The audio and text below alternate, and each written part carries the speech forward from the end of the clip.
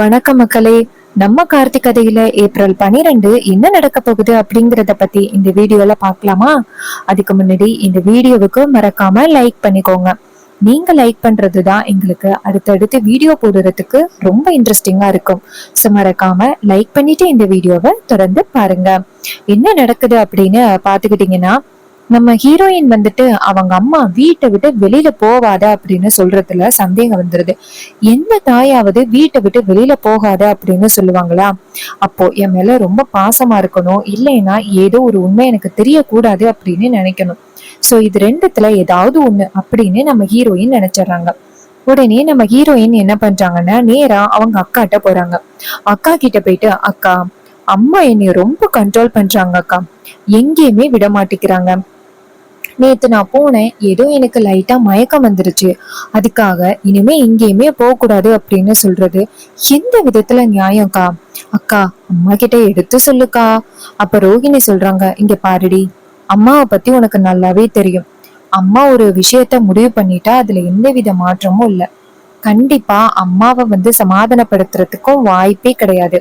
அதனால நீ என்கிட்ட கேட்காத, நீ அம்மா கிட்டயே போய் நேரடியா கேளுடி. இதை கேட்டதும் ஹீரோயின் சொல்றாங்க, என்னக்கா, நீ எனக்கு சப்போர்ட்டா பேசுவ அப்படின்னு பார்த்தா அம்மாவுக்கு சப்போர்ட்டா பேசுற. ரோகு சொல்றாங்க, இங்க பாருடி, உனக்கு சப்போர்ட்டா பேசணும் அப்படின்னு தான் எனக்கு ஆசை. முன்னாடி மாதிரி நம்ம எல்லாரும் கோவிலுக்கு போவோம், நிறைய இடத்துல போய் விளையாடுவோம், ஃப்ரெண்ட்ஸ் வீட்டுக்கு போவோம். ஆனா இப்போ அம்மா எங்கேயுமே விடுறது கிடையாது. உனக்கு இப்போ விபத்து நடந்துச்சுல்ல, அதனால அம்மா உன்னை வெளியில அனுப்புறதுக்கே ரொம்ப பயப்படுறாங்க. அதனால தயவு செஞ்சு அம்மா மேல கோச்சுக்காம அம்மா சொல்றது புரிஞ்சுக்கோடி அப்படின்னு. இதை கேட்டதும் நம்ம ரேவதி சொல்றாங்க, போக்கா, நீயும் அம்மாவுக்கு தான் சப்போர்ட் பண்ற அப்படின்ட்டு கோவமா அவங்க ரூமுக்கு போறாங்க. அப்ப ரோகிணி மயிலு கிட்ட, பாத்தீங்களாங்க ரேவதி எப்படி பேசுறா அப்படின்னு. அவளுக்கு வெளியில போகணும், ஜாலியா விளையாடணும் அப்படின்னு ஆசை. ஆனா அம்மா வெளியில விட மாட்டேங்கிறாங்க. எங்க வெளியில அனுப்பி யாராவது ரேவதிய பார்த்து பழைய ஞாபகங்களை பத்தி சொல்லிடுவாங்களோ அப்படின்னு அம்மா பயப்பட ஆரம்பிச்சிட்டாங்க. இத கேட்டதும் அவரு சொல்றாரு, ஆமா ரோகு, ரேவதி கிட்ட யாராவது பேசினா கண்டிப்பா சகலைய பத்தி கேட்காம இருக்க மாட்டாங்க. அப்படி சகலைய பத்தி கேட்டா அப்புறம் அவளுக்கு பழைய ஞாபகங்கள் வந்துரும். வரதுனால அப்புறம் மறுபடி அவங்க ரெண்டு பேருமே பிரிக்க முடியாது அப்படின்னு பயப்படுறாங்க. அதனாலதான் அத்தை வெளியில அனுப்ப மாட்டேங்கிறாங்க. ஆனா இதே மாதிரி கடைசி வரைக்கும் ரேவதியை வச்சுக்க முடியுமா? வாய்ப்பே இல்லை. இதை கேட்டதும் நம்ம ரோகு சொல்றாங்க, ஆமாங்க, அவ கேட்கும் பொழுதுலாம் எனக்கு ரொம்ப பாவமா இருக்கு தெரியுமா. ஒரு செகண்ட் கார்த்திய பத்தி சொல்லிடலாமா அப்படின்னு தோணுது. மயிலு சொல்றாரு, ரோகு, அவசரப்பட்டு அப்படி பண்ணிராத. ஒருவேளை ரேவதிக்கு ஏதாவது ஆபத்து வந்துச்சுன்னா என்ன பண்றது? உடனே ரோகும் சரிங்க அப்படிங்கிறாங்க. அப்புறமா ரோகு சொல்றாங்க, என்னால தாங்க இவ்ளோ பிரச்சனையும். அன்னைக்கு நான் ரேவதிய வெளியில அனுப்பாம இருந்திருந்தா இவ்ளோ பிரச்சனை வந்திருக்கிறதுக்கு வாய்ப்பே இல்லை அப்படின்னு. இதை கேட்டதும் மயிலி சொல்றாரு, இங்க பாரு ரோகு, உன் மேல எந்த தப்புமே இல்லை. ஏதோ எல்லாம் விதிப்படி நடந்துகிட்டு இருக்கு. ஆனா சகலைய நினைச்சாதான் ரொம்ப கவலையா இருக்கு. சகல ரேவதி மேல அவ்வளோ பாசத்தோடையும் பிரியத்தோடையும் இருக்காரு. ஆனா ரேவதி கூட அவரால் சேர்ந்து வாழ முடியல. அந்த கடவுள் ஏன்தான் அந்த சகலைய ரொம்ப கஷ்டப்படுத்துறாரோ தெரியல. அவரை பார்த்தாலே ரொம்ப பாவமா இருக்கு அப்படின்னு. இதை கேட்டதும் நம்ம ரோகு சொல்றாங்க, ஆமாங்க, அவரை பார்த்தாதான் ரொம்ப கவலையா இருக்கு அப்படின்னு சொல்லிட்டு பேசுறாங்க. அதுக்கப்புறம் மயிலு சொல்றாரு, சரி ரோகு, ஆனா கண்டிப்பா அவங்க ரெண்டு பேரும் ஒண்ணு சேர்ந்துருவாங்க அப்படிங்கிற ஒரு நம்பிக்கை மட்டும் எனக்கு இருக்கு அப்படின்ட்டு. அதுக்கப்புறம் ரோகு சொல்றாங்க, ஆமாங்க அப்படின்ட்டு. அப்புறம் நம்ம ஹீரோயின் என்ன பண்றாங்கன்னா அவங்களோட ரூமுக்கு போறாங்க. அப்போ அவங்களோட ரூமுக்கு போயிட்டு திங்ஸ் எல்லாம் எங்கெங்க இருக்கு அப்படின்ட்டு பாத்துக்கிட்டு இருக்காங்க. அப்ப ஈஸ்வரி டக்குன்னு அந்த ரூமுக்கு வந்துட்டு, ரேவதி என்ன பண்ற அப்படின்னு கேட்க, ஹீரோயின் சொல்றாங்க, இல்லம்மா, என்னோட ரூம்ல நிறைய மாற்றம் நடந்திருக்கு, அதாம்மா நான் பார்த்தேன் அப்படின்ட்டு. ஈஸ்வரி சொல்றாங்க, இங்க பாரு, நான் தான் உன்கிட்ட சொன்னல, இந்த ரூம்ல நிறைய மாற்றம் இருக்கு, அதனால உன்னை ரோகிணியோட ரூம்ல தங்கிக்க சொன்னேன். நீ தேவையில்லாம இந்த ரூமுக்கு வராத. அப்ப ஹீரோயின் கேக்குறாங்க, ஏமா என்னோட ரூமுக்கு வர்றதுல என்னம்மா தப்பு இருக்கு அப்படின்னு. ஈஸ்வரி சொல்றாங்க, இங்க பாரு, அம்மா சொல்றதை கேப்பியல்ல, அம்மா சொல்றதை கேட்காம நீ இந்த ரூமுக்கு வரக்கூடாது. உன்னோட ரூம் ரோஹிணியோட ரூம், சரியா?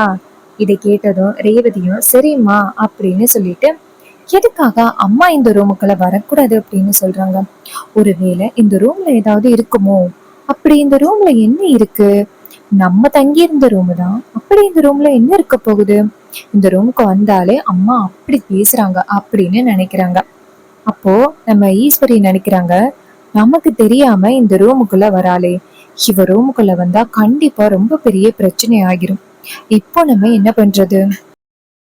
ரேவதிய பக்கத்து ரூமுக்கு அனுப்பிட்டு இங்க உள்ளது எல்லாத்தையுமே சேஞ்ச் பண்ணுவோம் அப்படின்னு ஈஸ்வரி நினைக்கிறாங்க. ரேவதி அந்த ரூமை விட்டு போனதோட ஈஸ்வரி ரூமுக்குள்ள வந்து எல்லாத்தையும் எடுக்கிறாங்க. அதுல நம்ம ஹீரோயினோட கல்யாண போட்டோ இருக்கு. அத பார்த்ததும் ஈஸ்வரி நினைக்கிறாங்க, ச்சே, இததான் எப்படியாவது ஒளிச்சு கட்டலாம் அப்படின்னு பார்த்தா இதுதான் கண்ணு முன்னாடி வந்து நிக்குது அப்படின்னு ஈஸ்வரி கொல்ல பக்கம் போறாங்க. அப்ப நம்ம ஹீரோயின் பாக்குறாங்க, அம்மா அப்படி என்ன யாருக்கும் தெரியாம மறைச்சு கொண்டுட்டு போறாங்க, அதுவும் யாருக்கும் தெரியக்கூடாது அப்படின்னு கொண்டுட்டு போறாங்க. அப்படி அம்மா என்ன எடுத்துட்டு போறாங்க அப்படின்னு ஃபாலோ பண்ணி போறாங்க ஹீரோயின். அப்பதான் ஈஸ்வரி போயிட்டு அது எல்லாத்தையுமே போட்டு அதுல வந்துட்டு நெருப்பு பத்த வைக்கிறாங்க. அப்போ நம்ம ஹீரோயின் தூரத்துல இருந்து பாக்குறாங்க. ஈஸ்வரி அந்த இடத்த விட்டு போனதோட நம்ம ஹீரோயின் அங்கேருந்து ஓடுறாங்க. ஓடி போய் அதுல உள்ள ஒரு போட்டோவை எடுத்துடுறாங்க. அதுல கரெக்டா அந்த ஹீரோவோட தலை மட்டும் கரெக்டா டேமேஜ் ஆகிட்டு அதை பார்த்ததும் நம்ம ஹீரோயின் நினைக்கிறாங்க, என்ன இது, பக்கத்துல இருக்கிறது நானு, அவரு எனக்கு தாலி கட்ட வர மாதிரி இருக்கு, ஆனா கரெக்டா இவரோட ஃபேஸ் மட்டும் தெரியல, அது இந்த நெருப்புல காலி ஆயிட்டு. இப்போ இது என்ன, இது எனக்கு ஒண்ணும் புரியலையே, எனக்கு கல்யாணம் ஆகிருச்சா, அம்மா எதுக்காக கொண்டாந்து இதை போட்டு காலி பண்றாங்க, ஒருவேளை எனக்கு எதுவும் தெரியக்கூடாது அப்படின்னு நினைக்கிறாங்களோ, என்னவா இருக்கும் அப்படின்னு கரெக்டா அந்த போட்டோவை எடுத்துக்கிட்டு நேரா அவங்க அக்காவை பார்க்க போறாங்க. அப்ப ரோஹிணி ரூம்ல இருக்கும் பொழுது ரேவதி நேரா அவங்க அக்கா கிட்ட போயிட்டு, அக்கா எங்க இருக்கா அப்படின்னு சொல்ல, அதுக்கு ரோஹிணி சொல்றாங்க, சொல்லிடி என்னடி வேணும் அப்படின்னு. ஹீரோயின் நேரா அந்த போட்டோவை கொண்டு போய் காமிச்சு, அக்கா இது என்ன அப்படின்னு கேக்குறாங்க. அப்ப ரோகிணி அந்த போட்டோவை பார்த்ததும் செம்ம ஷாக் ஆகுறாங்க. உனக்கு இந்த போட்டோ எங்கேந்திடி கிடைச்சிச்சு அப்படின்னு. அதுக்கு ரேவதி சொல்றாங்க, அக்கா அம்மா இந்த போட்டோவை கொண்டு போய் வெளியில தூக்கி போட்டுட்டு வந்தாங்க, நான் கரெக்டா இந்த போட்டோவை எடுத்துட்டு வந்துட்டேன், இதுல இவரோட ஃபேஸ் தெரியல, டேமேஜ் ஆகிட்டு, பக்கத்துல இருக்கிறது நானு, அவரு எனக்கு தாலி கட்டுறதுக்கு வராரு, எனக்கு கல்யாணம் ஆகிருச்சா, இந்த போட்டோல இருக்கிறது நான் தான், நல்லாவே தெரியுது, சொல்லுக்கா என்ன நடக்குது இங்க, இதுக்காக தான் அம்மா என்னைய வீட்டை விட்டு வெளியிலே போக கூடாது அப்படின்னு தடுக்கிறாங்களா, எனக்கு பின்னாடி என்னக்கா ரகசியம் அடங்கியிருக்கு, எனக்கு ஏதாவது ப்ராப்ளமா, நான் ஏதாவது மறந்துட்டேனா, என்னக்கா நடக்குதுங்க அப்படின்னு கேக்குறாங்க. இதை கேட்டதும் நம்ம ரோஹிணிக்கு ரொம்ப அதிர்ச்சியா இருக்கு. அடுக்கடுக்கா ரேவதி கேள்வி கேட்டதோட அப்போ நம்ம மயிலு அந்த இடத்துக்கு வராரு. வந்துட்டு அதையெல்லாம் பார்த்துட்டு ஷாக் ஆகுறாரு. அப்போ நம்ம ரேவதி அவங்க மாமாவை பார்த்து, மாமா நீங்களும் என்கிட்ட போய் சொல்றீங்களா, உண்மைய சொல்லுங்க, இங்க என்ன நடக்குது, எனக்கு கல்யாணம் ஆகிட்டா, என்னோட புருஷன் யாரு, இவரோட ஃபேஸ் எனக்கு தெரியவே இல்லை, ஆரம்பத்துல இருந்து ஒரு விஷயம் வந்துட்டு எனக்கு கஷ்டத்தை கொடுத்துக்கிட்டே இருந்துச்சு, எனக்கு ரொம்ப பழக்கப்பட்டவரு, என் கூடவே இருக்கிறவரு ஒருத்தர் காணோம் அப்படின்னு என் மனசு சொல்லிக்கிட்டே இருந்துச்சு, அவருதான் இவரா, நீங்க எல்லாரும் ஏன் மறைக்கிறீங்க, அவர் ஒரு மேல தப்பானவரா இருந்தா கண்டிப்பா என் மனசு அவரை ஏங்காது, ஆனா அவரை பார்க்கணும் அப்படின்னு தோணுது, அம்மாவுக்கு அவரை பிடிக்காதா, என்னக்கா நடக்குது, நான் உன் தங்கச்சிக்கா, தயவு செஞ்சு என்கிட்ட எதையும் மறைக்காம சொல்லுக்கா, இதுக்கு மேல என்னால ரகசியத்தை தாங்க முடியாதுக்கா. இதை கேட்டதும் மயிலு சொல்றாரு, ரோகு ரேவதி கேக்குறாள்ல, உண்மையை சொல்லிரு. இதை கேட்டதும் ரோகு சொல்றாங்க, சரிங்க ரேவதி, நீ கேக்குறதுக்காக நான் சொல்றேன், உனக்கு கல்யாணம் ஆகிருச்சு, உனக்கு கடைசியா ஒரு விபத்து நடந்துச்சு, அந்த விபத்துல கடைசி 3 வருஷத்துல உள்ள எல்லா விஷயத்தையுமே நீ சுத்தமா மறந்துட்ட, நம்ம தங்கச்சி துர்கா இருக்கால்ல, அவளுக்கு கல்யாணம் ஆகிட்டு இப்போ பாட்டி வீட்டுலதான் இருக்கா, அப்புறம் உனக்கும் கல்யாணம் ஆகிருச்சு, கார்த்தி அப்படிங்கிறவரை தான் நீ கல்யாணம் பண்ண, ஆனா உனக்கு பழைய ஞாபகங்கள் இல்லை அப்படின்னதோட அம்மா அந்த சூழ்நிலையை பயன்படுத்தி அவரை வீட்டை விட்டு அனுப்பிட்டாங்க. அவரு சொல்லிட்டாரு, அவரால உனக்கு எந்த வகையிலையும் ஆபத்து வராது, இந்த வீட்டுல நான் இருக்க மாட்டேன் அப்படின்னு சொல்லிட்டு போயிட்டாரு, உன் பாதுகாப்புக்காக மட்டும். ரேவதி, அவர் உன் மேல அவ்வளவு பாசத்தோடு இருந்தாரு தெரியுமா, ஆனா அம்மா தான் அவங்க 2 பேரையும் பிரிச்சுட்டாங்க.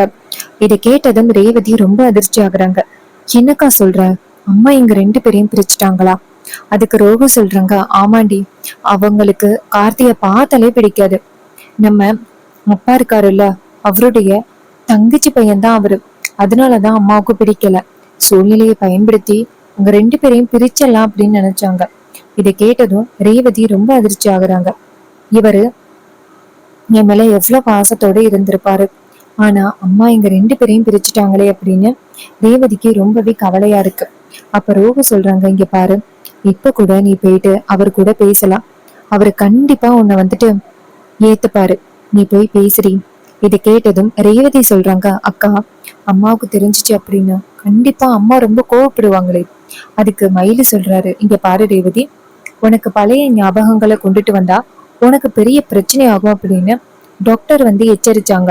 அதனாலதான் உனக்கு பழைய ஞாபகங்களை திடீர்னு கொண்டு வரக்கூடாது அப்படின்னு நாங்க எல்லாருமே வெயிட் பண்ணிக்கிட்டு இருந்தோம். ஆனா இப்போ உனக்குதான் எல்லாமே தெரிஞ்சு போச்சு. நீ போயிட்டு சகலைய பாரு.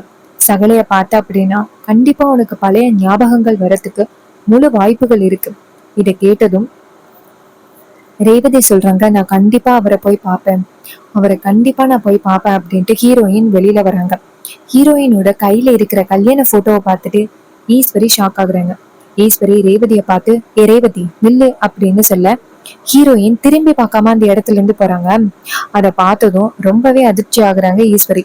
அப்போ நம்ம ரோகிணி அந்த இடத்துக்கு வந்துட்டு, அம்மா, நீங்க என்னதான் வந்துட்டு அவங்கள பிரிக்கணும் அப்படின்னு நினைச்சாலும் கண்டிப்பா அவங்களால பிரிக்க முடியாது.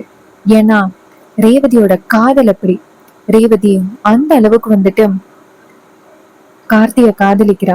நீங்க என்ன ட்ரை பண்ணாலும் சரி, உங்களால பிரிக்கவே முடியாது அப்படின்ட்டு. இதை கேட்டதும் ரொம்பவே அதிர்ச்சி ஆகுறாங்க ஈஸ்வரி. எப்படியாவது ரேவதியை நிப்பாட்டணும் அப்படின்னு நினைக்கிறாங்க. இன்னொரு பக்கம் ரேவதி வந்துட்டு அந்த போட்டோவை எடுத்துட்டு போறாங்க. சோ கண்டிப்பா வந்துட்டு நம்ம ரேவதி கூடிய சீக்கிரம் பழைய ஞாபகங்கள் எல்லாத்தையுமே கொண்டு வருவாங்க. அது எல்லாமே கூடிய சீக்கிரம் அப்கமிங் எபிசோடுல நடக்க போகுது.